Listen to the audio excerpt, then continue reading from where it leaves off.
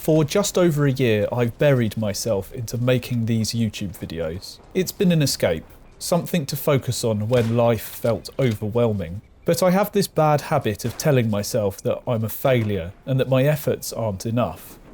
Recently, everything has changed. My video, I Never Wanted a Job, got pushed out to a huge audience. And I just want to take this moment to say thank you. Thank you for choosing to listen to my ramblings. Thank you for subscribing.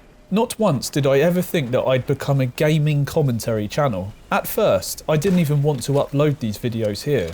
I'd made a separate channel called Hairy Jake Gaming just for that kind of content. My focus on this channel has been on health, well-being and the lessons that I've learned throughout my life. But the two started overlapping. I always come back to wanting to talk about my thoughts and feelings. A friend asked me why was I even separating these videos and urged me to post everything to this channel. That decision has changed everything. Right now my notepad is overflowing with thoughts and video ideas. I've always been that kind of person that spent a lot of my time thinking introspectively, and now that I'm in my 30s, I actually feel like that this is the perfect time for this introspection. I've messed up plenty of times, allowed myself to be controlled by anxiety and fear, and I felt like that there was no hope.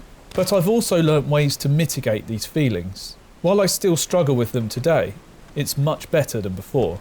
My dad used to tell me, write what you know.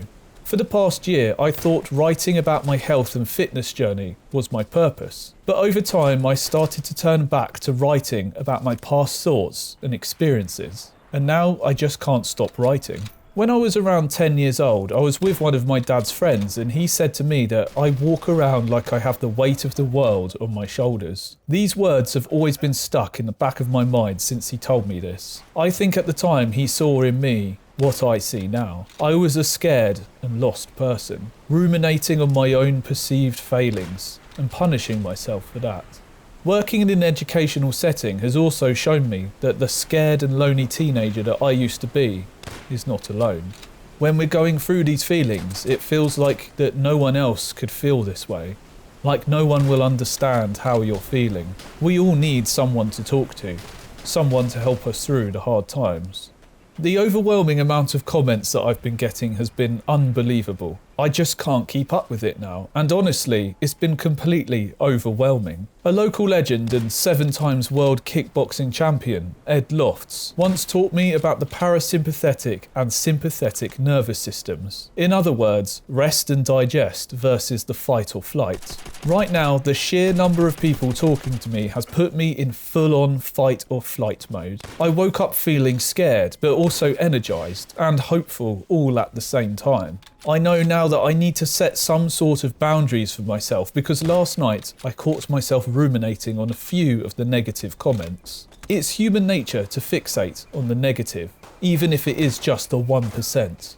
99% of the comments have been incredibly supportive, and I've heard this countless times from YouTubers that I've watched in the past. One that immediately comes to mind is Total Biscuit. He was a British gaming commentator and I used to listen to his voice to fall asleep and loved listening to his perspective on things. He spoke openly about his struggles with handling comments, and now I'm thinking back to it. Before I wrap this video up, I just want to say one last thing. If you're struggling with a chronic illness, this is for you.